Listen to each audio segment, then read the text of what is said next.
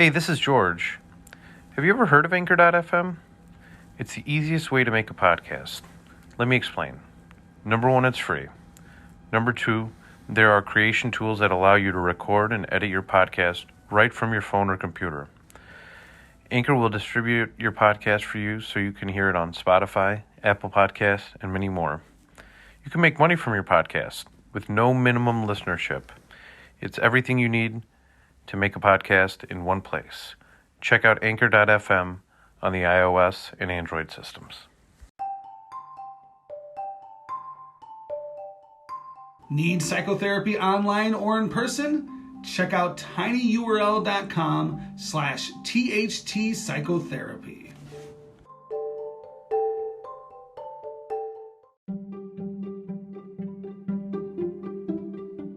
The George Brassey podcast is made possible with funding provided from Brassey Global Strategies, LLC, a leading political consulting, public policy, government affairs, and research firm.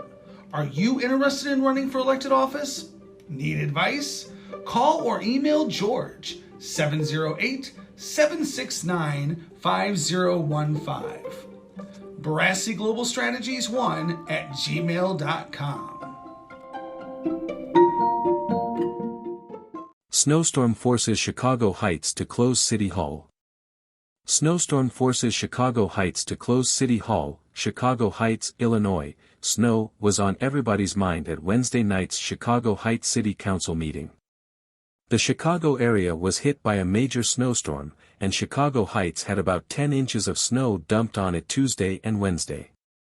City Hall was closed Wednesday afternoon because of the winter storm, and garbage pickup on Wednesday and Thursday was also postponed. And students at Chicago Heights School District 163 went to remote learning Wednesday because of the storm. The mayor's chief of staff, Karen Zaranti, thanked city workers for their efforts.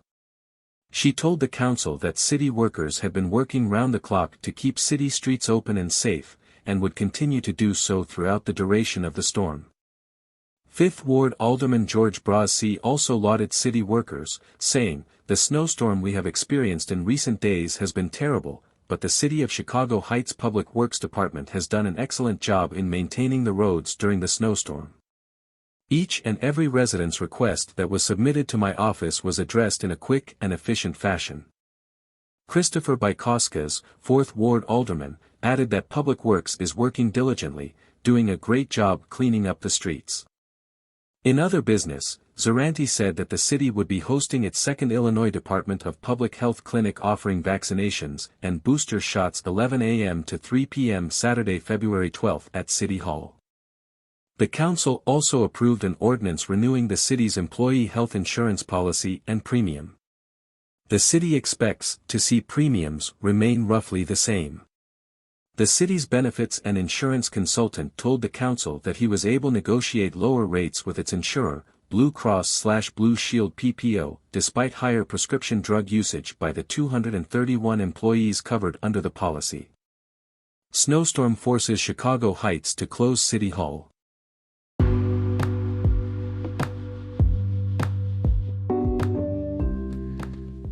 Before we get to the interview, I just want to tell you about our newest sponsor, Union Signs and Printing. Union Signs and Printing is a union sign shop located near Chicago, Illinois, that specializes in the production of corrugated plastic lawn signs used in applications ranging from political and election usages to unions, schools, and businesses.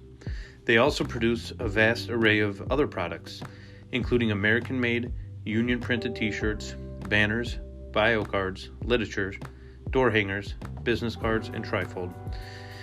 Get a hold of Union Signs and Printing at 815-740-1688 or find them on the internet at unionsignsandprinting.com. And don't forget to tell them you heard about their services on the George Brassey podcast. I'm so glad to welcome our next guest to the podcast, Dr. Colleen Cira. Dr. Cira, thanks for coming on my podcast. Oh, thanks so much for having me, and please call me Colleen. Colleen, tell the audience a little bit about your personal journey in becoming a clinical psychologist. That is a big question with a very long and complicated answer, so I will I will do my best to be succinct. I think my journey to become a psychologist started a long, long time ago. I was always the kid who was mediating fights between friends in elementary school, always the one listening. So, in that way, it's been a long time coming. And then I'm a trauma survivor. So most of my adolescence was filled with a lot of really difficult and challenging things. I was diagnosed with cancer. My best friend was diagnosed with cancer and ultimately died of cancer. There's a lot of alcoholism and codependency in my family, mental health issues that accompany that, of course, sexual trauma. There was just this slew of events that happened that made me really curious about myself and my own journey. Ultimately, wound up leading me to found and head a nonprofit at an early age, where I had the incredible honor of hearing people's stories, and people trusted me with their stories. So, between all of these traumatic events happening during my formative years, and then my experience as a head of a nonprofit, where I got to listen and people trusted me with some of the most difficult events that they'd been through, I felt like I was really destined to be in social services, and it's been quite a road since then. Colleen, where do you go to graduate school to obtain your training? So I did my undergraduate work at the University of Illinois, and then I got my master's and doctorate from the Illinois School of Professional Psychology, which unfortunately is no longer around. But they were one of the big three places in the Chicagoland area to do graduate training in clinical psych. Do you have any thoughts about why they're not around anymore? Well, it sounds like, they went under long after I graduated, so I don't know all the details. But it sounds like they made some poor choices. They were the Illinois School of Professional Psychology when I was there. At some point during my training, they were purchased by Argosy University, and it sounds like Argosy made some really bad choices that ultimately led them to need to shut down. And so that's been terrible. We've got people at my practice now who were there when it happened, and it's just been absolutely horrible for the students that are there, for the professors, the core faculty professors who have been there for decades. It's been really quite something for them, but everybody seems to be recovering pretty okay. Colleen, do you finish your graduate training at the Illinois school and then go right into private practice? What is the timeline for you? Yeah, that's a good question. Certainly not. Although I wish I had done it sooner. I really never saw myself in private practice, quite frankly. I was drawn into clinical psych to work with people who'd experienced adversity, chronic trauma, and stress. And so I wanted to work with underserved communities. The majority of my graduate training as well as postgraduate training was in community mental health centers, was working with DCFS, working with the underserved. And so that's really where I saw myself. I ultimately landed at Advocate Illinois Masonic for my postdoctoral fellowship, as well as then I did a brief little thing at a group practice, but then came back to Advocate and really saw myself there for so long. I wanted to be there. But I got pregnant with my first child, and I was working, 50 to 60 hours a week. I was working till 9 p.m. I was working Saturdays, and it just felt like I can't sustain this as much as I want to. I can't sustain this. And so that's ultimately what led me to private practice. But I made myself a promise that when I did that, I was going to continue to prioritize to do my part to serve the underserved, to challenge systemic racism and social injustice. And so I've really tried to make that a part of the practice that I now own and operate. So what's that like for you to be in the room and have that as your kind of underpinning to the care you give, helping those who are underserved, those who have been victims of things such as racial trauma? What's that like for you? It's that's hard to answer. It's everything. Um, Mhm. it's what for me, I couldn't have a practice, private, group, or otherwise, that wasn't values based.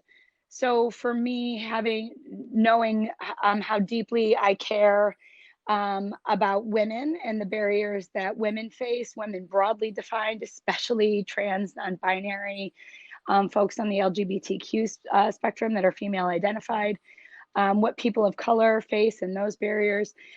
That's just such an integral part of everything I do. People don't live, I don't have to tell you this, of course, but people don't live in a bubble. And we can't treat trauma without taking their context and surroundings and environment and experiences and history into account.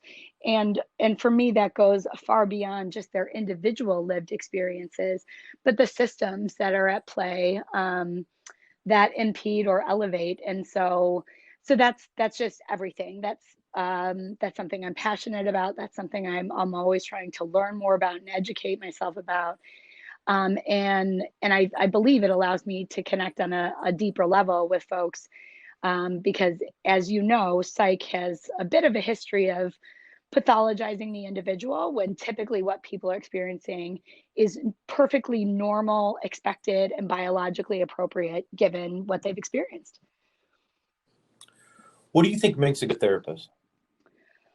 What do I think makes a good therapist? Wow. You are asking a lot of good, big, hard questions. I think a few things go into making a good therapist. And I think the first thing is you have to actually care. You really have to care. If you're going into this to make money or be financially independent or whatever, I think the burnout is just inevitable. You have to really care about people and changing the world, quite frankly. I think you have to do your own work. So many of us are in this field because we were first curious about ourselves and our own experience and our own challenges and difficulties. And I think if you decide that's in the past and that doesn't impact my present, I think you're going to find out you're wrong. And how could that not show up in the therapy room? So I think any good therapist worth their salt has been in therapy, is currently in therapy, has a commitment to be in therapy whenever they're struggling. I think that's absolutely huge. Um, and I think again, I've already said this, but I think you've got to take context into account. People don't live in a vacuum. If we just focus on their internal world, we are missing a huge piece of the puzzle. So I think people have to be curious about context and environment and history and systems. Does that make sense? Sure. It's very interesting, given where the field is today, where practices like yours are much more values-based, where towards the beginning of psychotherapy as a profession, it was very values neutral. I have this thought of Freud and the blank screen, and you're almost like the complete opposite of that. Yes, we are. And take a lot of pride in that, even though, to your point, that's not how many of us were trained. I just take issue with that fundamentally, and at the same time, Freud is one of the reasons I was attracted to psychology in the first place. When I first learned about Freud in my senior high school first ever psychology class, and he was talking about how our early childhood experiences and relationships with caregivers play such a big role into our struggles, our triumphs. I was like, yes, that's it. That's exactly how I feel. That's exactly how I think. So Freud, in many ways, has been a huge mentor for me, and I really appreciate all of his early work. And we can use that as a foundation to say, when we know better, we do better. And there's so much more to take into account other than our internal world at this point.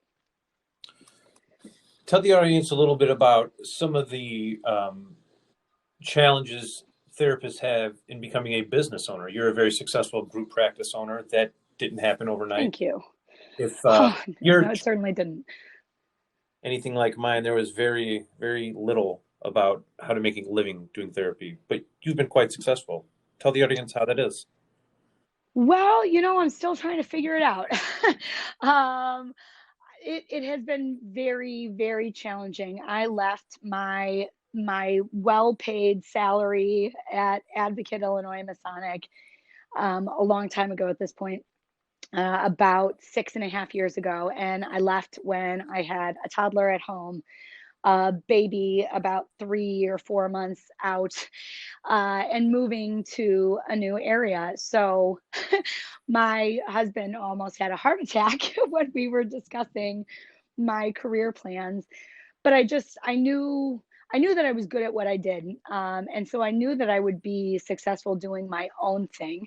I didn't have a lot of worries about that, and I was correct. It went well, and I started a group about 9 months after I left Advocate, even though I had no intention of doing that.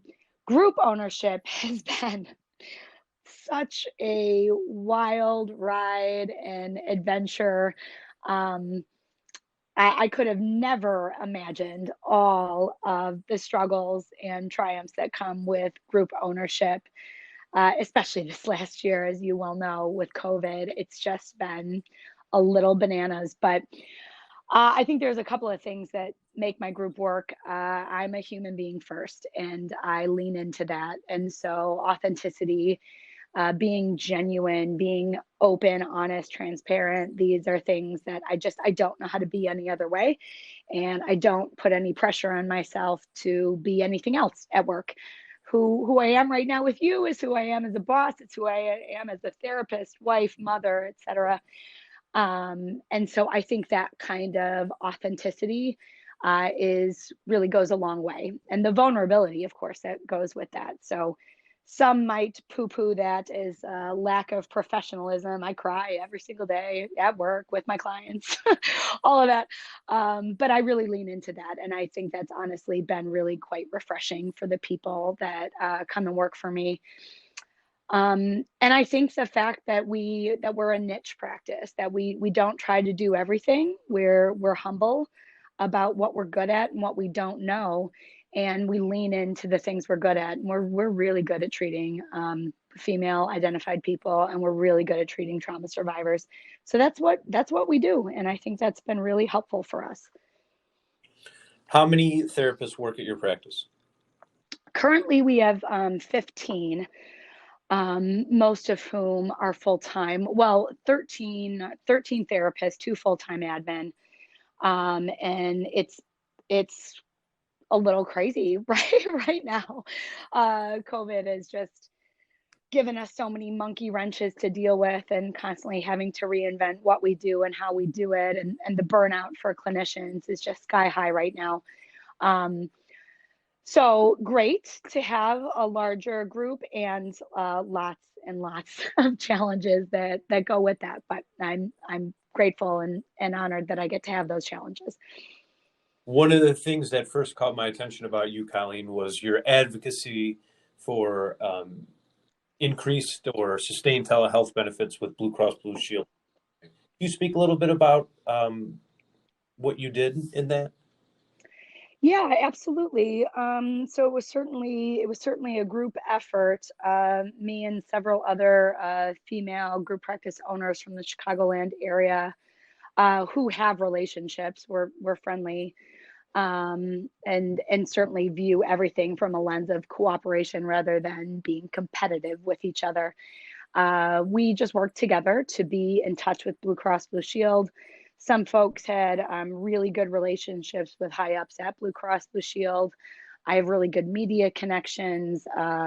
So we used all of our tools and combined strengths to get several meetings with Blue Cross Blue Shield of Illinois executives on the phone for several meetings throughout the spring, summer, to advocate for telehealth, to advocate for the not having to use MD Live as the platform, to advocate for cost sharing, and now to advocate that they don't reduce the rates. So we're thrilled to see that they've extended telehealth benefits through the end of 2021 for fully funded plans, but that's great, and it's not enough.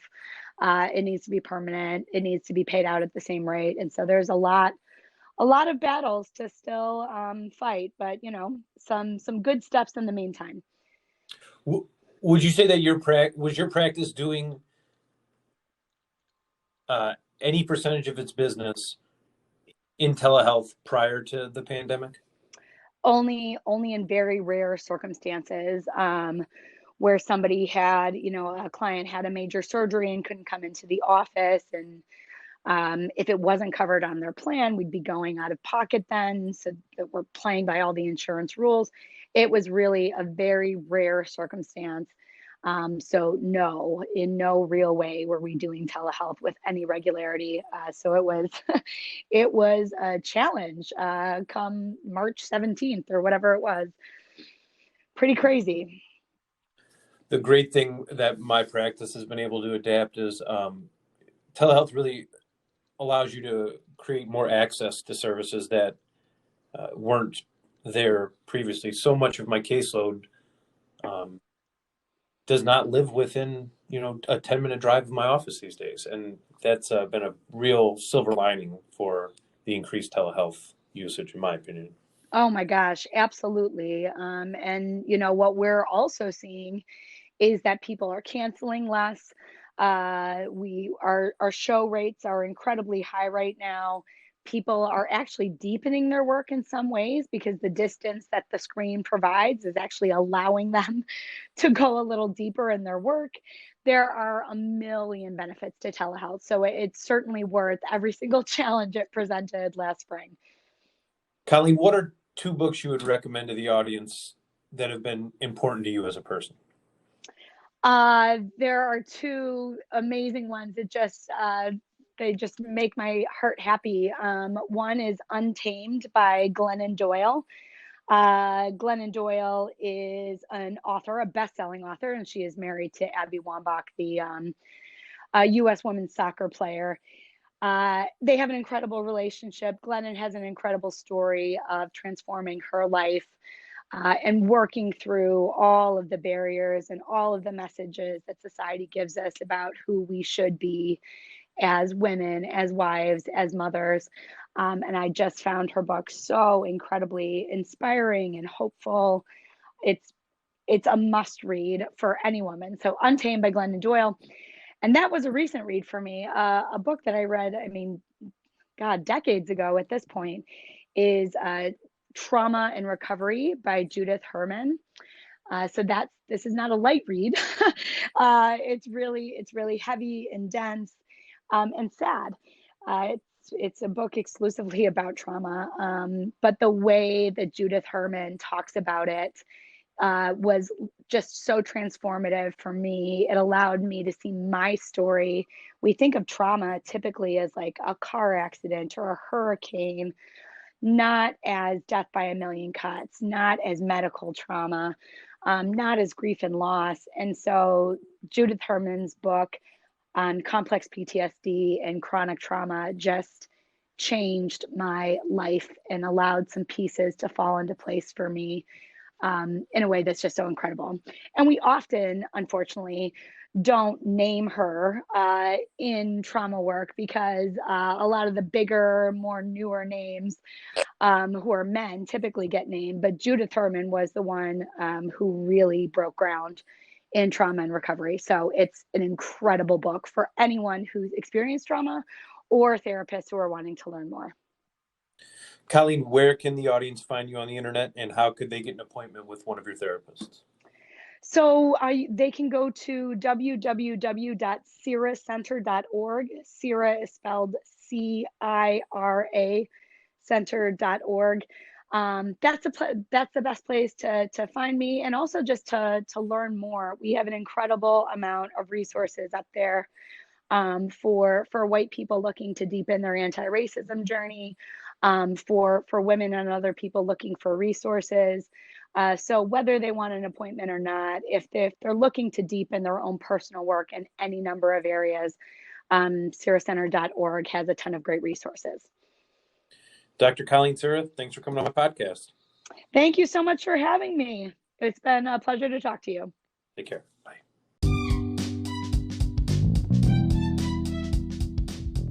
Help George stay on the Chicago Heights City Council. Go and donate today at tinyurl.com/AldermanGeorge 2023.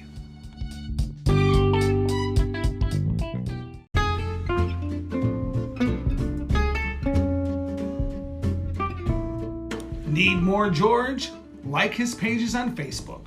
Friends of George Brassey PAC, Fifth Ward Business Alliance, Chicago Heights Bicycle and Pedestrian Resource Center, and the George Brassey Podcast.